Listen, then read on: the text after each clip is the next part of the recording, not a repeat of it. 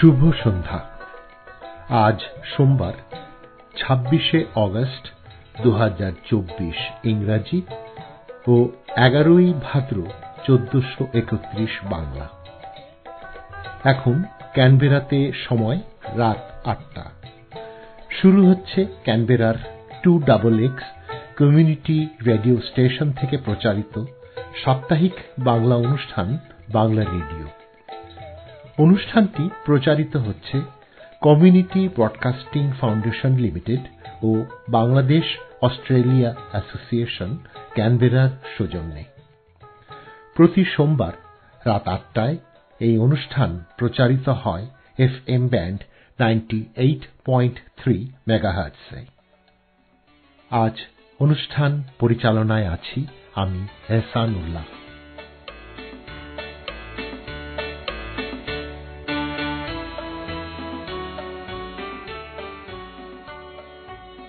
শ্রোতা বন্ধু, আর 5 দিন পরেই শুরু হচ্ছে ক্যানবেরার বসন্তকাল।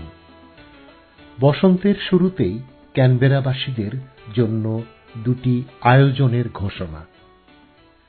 প্রথমটি হল বাংলাদেশ সিনিয়র্স ক্লাবের বাৎসরিক সাধারণ সভা ও নৈশভোজ অনুষ্ঠিত হবে রবিবার 8 সেপ্টেম্বর 2024 বিকাল 4টা থেকে রাত 9টা পর্যন্ত টাগারানংয়ের সাউদার্ন ক্রস ক্লাবে।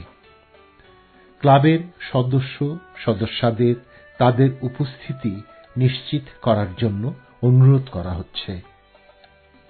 দ্বিতীয়টি হল বাংলাদেশ অস্ট্রেলিয়া অ্যাসোসিয়েশন ক্যানবেরার বাৎসরিক বাংলাদেশ নাইট 2024 অনুষ্ঠিত হবে 14 সেপ্টেম্বর 2024 শনিবার সন্ধ্যা 6:30 থেকে রাত 10:30 পর্যন্ত। স্থান সাউদার্ন ক্রস ক্লাব, ফিলিপে। অ্যাসোসিয়েশনের সদস্যদের অনতিবিলম্বে তাদের টিকিট সংগ্রহের জন্য অনুরোধ করা হচ্ছে। শ্রোতা বন্ধু, বাংলা রেডিও ক্যানবেরার কর্মীদের ছুটিতে থাকা ও ব্যস্ততার কারণে বিগত কয়েক সপ্তাহের অনুষ্ঠান রেডিওর ওয়েবসাইট ও সোশ্যাল মিডিয়াতে পোস্ট করা সম্ভব হয়নি। আমরা আশা করছি সেই অনুষ্ঠানগুলি ক্রমান্বয়ে সংযোজন করতে পারব। আসুন আমরা মূল অনুষ্ঠানে যাই।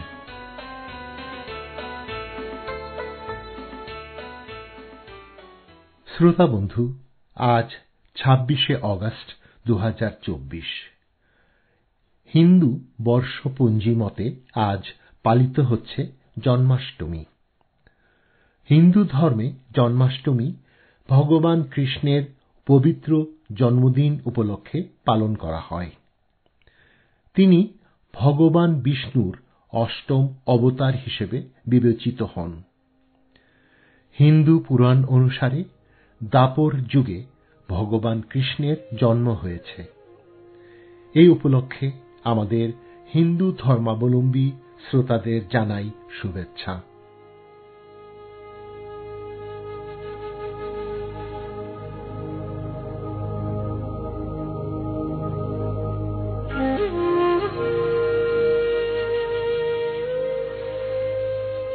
শ্রোতা বন্ধু, আপনারা হয়তো অবগত আছেন, গত সপ্তাহে গভীর নিম্নচাপের কারণে অস্বাভাবিক বৃষ্টিতে প্লাবিত হয়েছে বাংলাদেশের পূর্বাঞ্চল।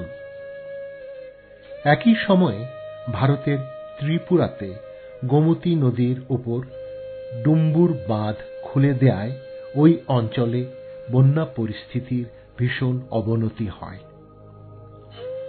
সিলেটের মৌলভীবাজার, ফেনী, লক্ষ্মীপুর, কুমিল্লা, ব্রাহ্মণবাড়িয়া, চাঁদপুর ও চট্টগ্রামের বিশাল এলাকার মানুষ পানিবন্দী হয়ে পড়েছেন। ডুবে গেছে ফসলের মাঠ, মাছের ঘের ও বাড়িঘর। পানির প্রবল স্রোত ভাসিয়ে নিয়ে যাচ্ছে সবকিছু। এক ভয়াবহ বন্যার পরিস্থিতি। পানিবন্দী লাখো মানুষ। আকাশ থেকে দেখা যাচ্ছে বন্যার্তদের হাহাকার। ফেনীতে বয়োবৃদ্ধরা এখনো আটকে আছেন বন্যার পানিতে।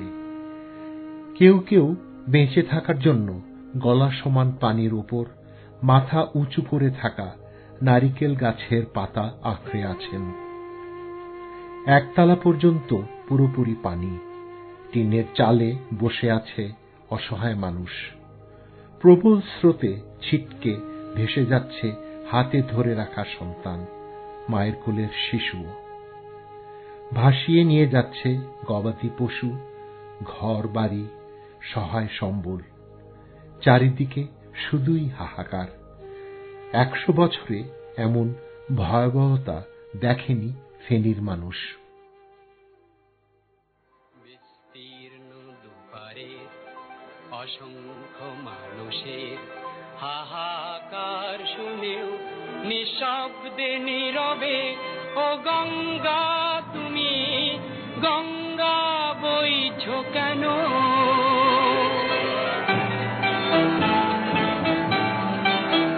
বিস্তীর্ণ দুপারের অসংখ্য মানুষের হাহাকার শুনেও নিঃশব্দে নীরবে ও গঙ্গা তুমি গঙ্গা বইছো কেন?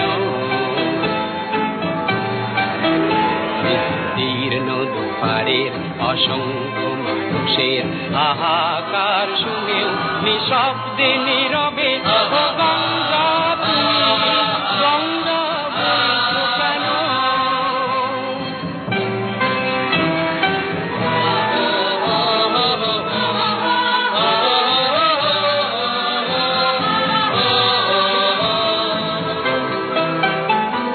নৈতিকতার স্খলন দেখেও মানবতার পতন দেখেও নির্লজ্জ অলস ভাবে বইছো কেন? সহস্র বর্ষার উন্মাদনার মন্ত্র দিয়ে লক্ষ জনের সবল সংগ্রামী আর অগ্রগামী করে তোলো না কেন? বিস্তীর্ণ দুপারের অসংখ্য মানুষের হাহাকার শুনেও নিঃশব্দে নীরবে ও গঙ্গা গঙ্গা। দেশের এই স্মরণকালের ভয়াবহ বন্যায় কাঁদছে বাংলাদেশ। একটি মানবিক বিপর্যয়। বাঁচার জন্য মানুষের আকুতি। হেলিকপ্টারে আকাশ থেকে দেখা যাচ্ছে বন্যার্তদের হাহাকার। কলাগাছের ভেলায় চেপে ভেসে বেড়াচ্ছে মানুষ আশ্রয়ের জন্য। সেই সাথে সংকট খাবারের, খাবার পানির ও ঔষধের। ক্যানবেরা ও পৃথিবীর বিভিন্ন প্রান্তে প্রবাসীরা দারুণ উৎকণ্ঠায় সারাক্ষণ টিভি, ইউটিউব ও সোশ্যাল মিডিয়াতে দেখছেন সেসব খবর। অনেকে ওইসব এলাকায় আত্মীয় স্বজনদের খোঁজ নিতে পারছেন না। নাই কোনো যোগাযোগের মাধ্যম। গভীর উদ্বেগের সাথে দিন কাটাচ্ছেন। অত্যন্ত আশার ব্যাপার, বাংলাদেশের এই মানবিক বিপর্যয়ের সময় অবিলম্বে সাড়া দিয়েছেন বাংলাদেশের ছাত্র জনতা। ঢাকা বিশ্ববিদ্যালয়ের টিচার স্টুডেন্ট সেন্টার টিএসসি এখন যেন এক মানবতার মিলন মেলায় পরিণত হয়েছে।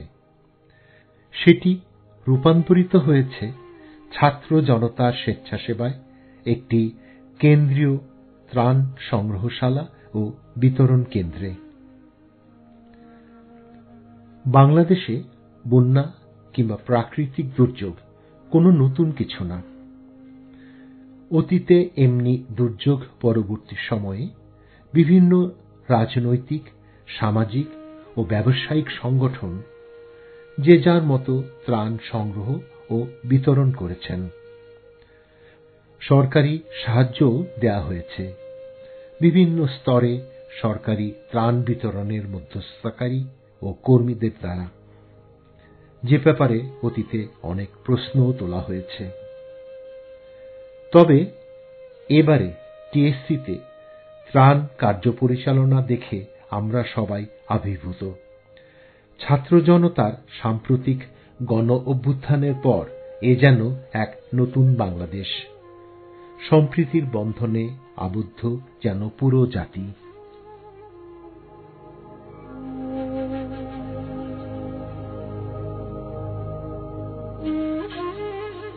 ঢাকা বিশ্ববিদ্যালয়ের টিএসসিতে কেন্দ্রীয় ত্রাণ সংগ্রহ ও বিতরণের কর্মপদ্ধতি, ব্যবস্থাপনা ও প্রতিটি স্বেচ্ছাসেবীর অঙ্গীকার আগে দেখেনি বাংলাদেশ। টিএসসি যেন এখন মানবতার মিলন মেলা, যেন পুরো বাংলাদেশ এখন একটি অভিন্ন পরিবার। ছাত্র জনতার সাম্প্রতিক গণ অভ্যুত্থান ঐক্যবদ্ধ করেছে সমগ্র জাতিকে। সর্বস্তরের মানুষ দলে দলে আসছেন টিএসসিতে সহানুভূতির টানে, যার যা সামর্থ্য সাহায্য নিয়ে। পেশাজীবী, ব্যবসায়ী, দিনমজুর, রিক্সা চালক, ভিক্ষুক, প্রতিবন্ধী, তৃতীয় লিঙ্গের প্রতিনিধিরা সবাই আসছেন। দীর্ঘ সারিতে দাঁড়িয়ে থেকে দান করছেন ওই দিনের সামান্য আয়ের অংশ। টিভিতে আমরা যতই দেখছি, মানুষের প্রতি মানুষের ভালোবাসার টান দেখে আমাদের চোখ অশ্রুসিক্ত হয়ে উঠছে।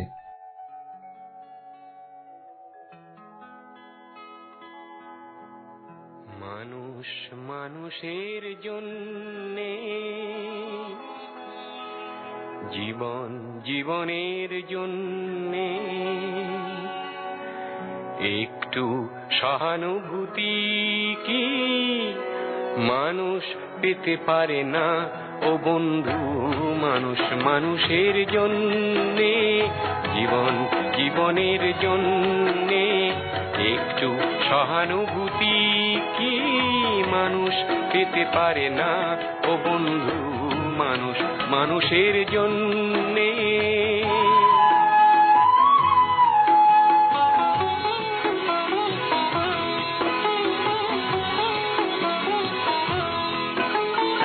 মানুষ মানুষকে পণ্য করে, মানুষ মানুষকে জীবিকা করে, মানুষ মানুষকে পণ্য করে, মানুষ মানুষকে জীবিকা করে।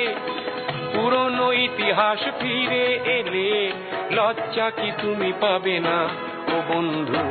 মানুষ মানুষের জন্যে, জীবন জীবনের জন্যে, একটু সহানুভূতি কি মানুষ পেতে পারে না ও বন্ধু? মানুষ মানুষের জন্যে।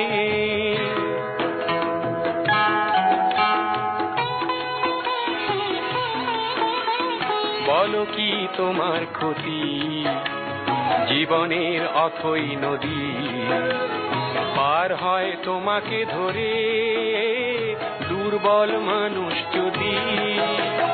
বলো কি তোমার ক্ষতি, জীবনের অথই নদী পার হয় তোমাকে ধরে দুর্বল মানুষ যদি?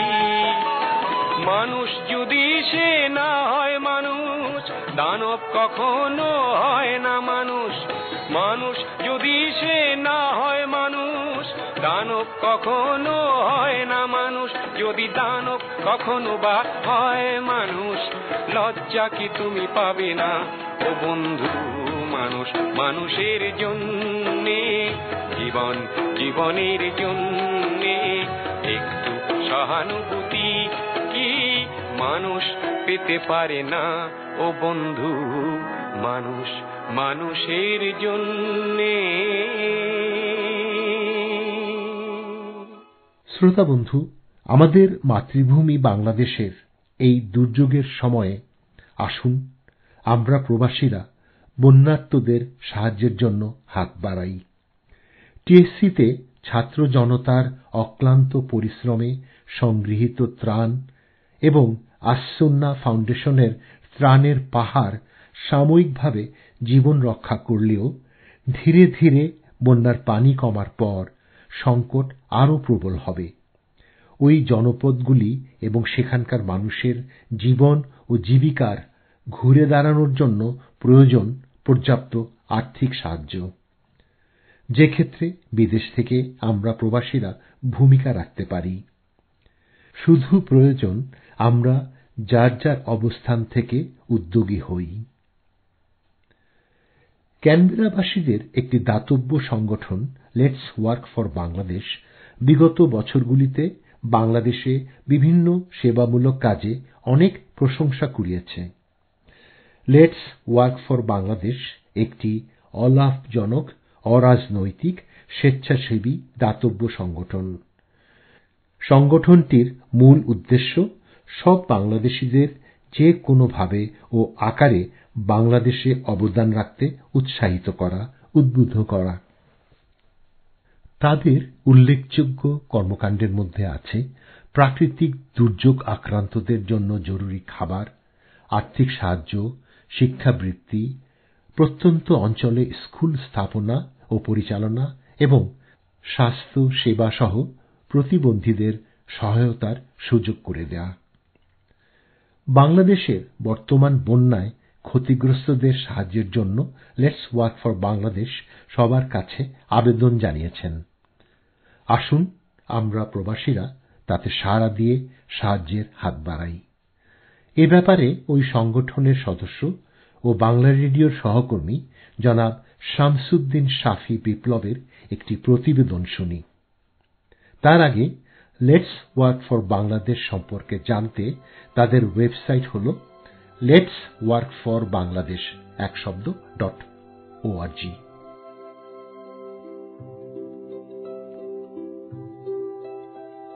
2024 সালের 21শে আগস্টের ভারী বর্ষণ এবং ভারত থেকে নেমে আসা ঢলে বাংলাদেশের পূর্বাঞ্চলে এক ভয়াবহ বন্যা পরিস্থিতির সৃষ্টি হয়েছে। স্মরণকালের ভয়াবহ বন্যার কবলে পড়ে ফেনী ও নোয়াখালী সহ দেশের 10 জেলার 77টি উপজেলা প্লাবিত হয়। এছাড়া ভারী বর্ষণ ও অতিবৃষ্টির কারণে উজান থেকে আসা ঢলে দেশের উত্তর পূর্ব, দক্ষিণ পূর্ব ও পূর্বাঞ্চলের 5 জেলার নিম্নাঞ্চলে স্বল্পমেয়াদী বন্যা পরিস্থিতি তৈরি হয়। এখন পর্যন্ত এই 2024 সালের বন্যায় 11 জেলায় মৃতের সংখ্যা বেড়ে 15 জনে দাঁড়িয়েছে এবং ক্ষতিগ্রস্ত হয়েছে প্রায় 49 লাখ মানুষ। আমরা যারা বিদেশে বসবাস করি তারা সবাই এই বন্যার বিষয়ে বেশ উদ্বিগ্ন হয়ে আছে। আর অস্ট্রেলিয়ার ক্যানবেরা শহরে প্রতিষ্ঠিত লেটস ওয়ার্ক ফর বাংলাদেশ নামের একটি দাতব্য সংস্থা আছে, যারা অনেক দিন যাবতই বাংলাদেশের বিভিন্ন সমস্যা নিয়ে কাজ করে আসছেন তাদের চ্যারিটির মাধ্যমে। তারা ইতিমধ্যে কাজ শুরু করে দিয়েছেন এবং বাংলাদেশে অবস্থিত তাদের চ্যারিটি পার্টনার আলহাজ শামসুল হক ফাউন্ডেশন এবং ইউনিভার্সাল অ্যামিটির সঙ্গে তারা কাজ শুরু করে দিয়েছেন, যারা জানিয়েছেন যে এই মুহূর্তে আসলে দরকার ওইসব জায়গায় কোনো ধরনের কোনো নৌকা বা স্পিড বোট নেই, তাই খুবই অতীব জরুরিভাবে রেস্কিউ বোটস, তারপর শুকনো কাপড়, মেডিকেল টিম, শুকনো খাবার এবং খাবার পানি দরকার। গতকাল universal Amity let's work for বাংলাদেশকে জানিয়েছেন যে এখন পর্যন্ত মাত্র 2 দিনে তারা সফলভাবে 300 জনকে উদ্ধার করেছে তাদের স্পিড বোট এবং ট্রলার ব্যবহার করে। তারা শুকনো খাবার এবং পানি বিতরণ করছেন এবং তাদের স্বেচ্ছাসেবকরা 300 জন মানুষকে গরম খিচুড়ি প্রস্তুত করে বিতরণ করেছেন, যার মধ্যে আছে বন্যা পীড়িত বাসিন্দা এবং অন্যান্য স্বেচ্ছাসেবকরা। ফেনী ও নোয়াখালীতে কোনো বোট না থাকায় লোকেরা অন্য জেলা থেকে বোট ভাড়া করছে, যা সম্পদের সংকটকে প্রকাশ করে। এছাড়া জোয়ার এবং নিরাপত্তা ঝুঁকির কারণে পরশুরাম এবং সোনাগাজীর মতো দুর্গম এলাকায় তারা পৌঁছতে পারছে না। ইউনিভার্সাল অ্যামিটি এখন পর্যন্ত 600 জনেরও বেশি মানুষ উদ্ধার করেছে এবং তারা তাদের সাহায্য এখন পর্যন্ত জারি রেখেছে। আর আলহাজ শামসুল হক ফাউন্ডেশন থেকে তারা যে আপডেট পেয়েছেন গতকাল, সেটা হচ্ছে যে আলহাজ শামসুল হক ফাউন্ডেশন এখন পর্যন্ত 2টো নৌকা ব্যবহার করছে, স্পিডবোট, মানে বন্যা পীড়িত লোকদেরকে রেস্কিউ করার জন্য। এবং একই সঙ্গে তারা শুকনো খাবার এবং পানি বিতরণ করছেন। কিন্তু তারা ঠিক কতজনকে এখন পর্যন্ত উদ্ধার করতে পেরেছেন সেই সম্পর্কে নির্দিষ্ট করে কিছু বলেননি এবং সাহায্য এখনো জারি আছে। তারা এটাও করছে যে তারা ঢাকা থেকে ত্রাণ সামগ্রী আনার ব্যাপারে সাহায্য করছে সেসব নোয়াখালী এবং পরশুরাম সেসব জায়গায়। আর তারা খাবার পানি ওটাও সরবরাহ করছে। এখন পর্যন্ত যেই আপডেট আমরা দেখছি যে পানি এখনো স্টেবল আছে, বাড়েনি, বাট এখনো নামা শুরু করেনি, যেটা মানে বেশ উদ্বেগের কারণ। আর লেটস ওয়ার্ক ফর বাংলাদেশ জানিয়েছে যে তারা এই মুহূর্তে বন্যার জন্য তারা তাদের চ্যারিটির ওয়েব পেজে তারা ডোনেশন কালেক্ট করছে। তা আপনারা যদি তাদের ফেসবুক পেজ বা তাদের ওয়েবসাইটে যান, ওখানে সমস্ত ইনফরমেশন পাবেন এবং ওখানে আপনারা ডোনেট করতে পারবেন। ধন্যবাদ। শ্রোতা বন্ধু, অনুষ্ঠানের শুরুতে যেমনটি বলেছিলাম, আজ হিন্দু ধর্মাবলম্বীদের বার্ষিক জন্মাষ্টমী উৎসব, যার মাধ্যমে ভগবান বিষ্ণুর অষ্টম অবতার ভগবান কৃষ্ণের জন্ম উদযাপিত হয়। এবছর ভগবান কৃষ্ণের 5251তম জন্মবার্ষিকী। এ উপলক্ষে বাংলাদেশে বিভিন্ন সাংস্কৃতিক ও ধর্মীয় আচার অনুষ্ঠান আয়োজন করা হয়, শোভাযাত্রা বের করা হয়। এবছর দেশব্যাপী বন্যায় প্লাবিত অঞ্চলের হিন্দু সমাজগুলো তা থেকে বঞ্চিত হবেন। এজন্য আমি তাদের একই সাথে সমবেদনা জানাই ও শুভেচ্ছা জানাই, যাতে তাদের বুকে তাদের ভগবান কৃষ্ণের প্রেম যেন সদা জাগ্রত থাকে।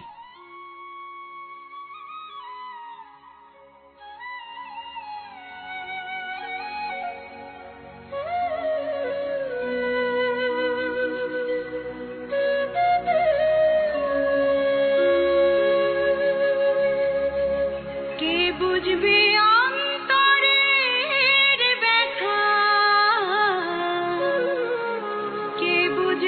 অন্তরের ব্যথা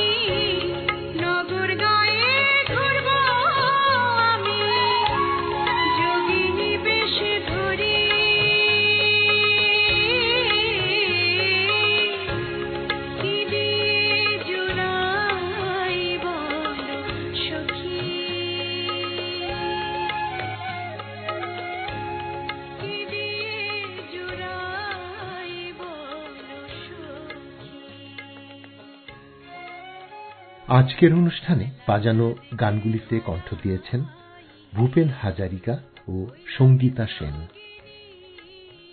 গানগুলি ইউটিউব থেকে সংগ্রহ করা হয়েছে। আমরা আজকের অনুষ্ঠানের শেষ প্রান্তে এসে পৌঁছেছি। আশা করি অনুষ্ঠানটি আপনাদের ভালো লেগেছে। বাংলা রেডিও আপনাদের কেমন লাগে জানালে আমরা খুশি হব। মতামত জানানোর ইমেল হল banglaredio@gmail.com। এছাড়া আপনারা বাংলা রেডিওকে টুইটার এবং ফেসবুকেও অনুসরণ করতে পারেন। আপনারা যদি আমাদের ফেসবুক কিংবা টুইটার গ্রুপে যোগ দেন, আমরাই আপনাদের প্রতি সপ্তাহের বিবরণ পাঠাতে পারি। আমাদের প্রচারিত সব অনুষ্ঠানের রেকর্ডিং banglaredio.org.au ওয়েবসাইটে এবং বাংলা রেডিও ক্যানবেরা ইউটিউব চ্যানেলে যখন ইচ্ছা শোনার জন্য সংরক্ষণ করা হয়। আপনারা চাইলে আমাদের তৈরি Bangla radio Canberra free listen app দিয়েও আপনার মোবাইল ডিভাইসে আমাদের সব পুরনো অনুষ্ঠানগুলি শুনতে পাবেন। বিস্তারিত ওয়েবসাইটে দেয়া আছে। আমাদের পরবর্তী অনুষ্ঠান প্রচারিত হবে আসছে সোমবার রাত ৮টায়। শোনার আমন্ত্রণ রইল। আমাদের আজকের অনুষ্ঠানের এখানেই সমাপ্তি। আপনারা যেখানেই থাকুন, সুস্থ থাকুন, আনন্দে থাকুন ও শান্তিতে থাকুন, এই কামনা করে আজ বিদায় নিচ্ছি। শুভরাত্রি।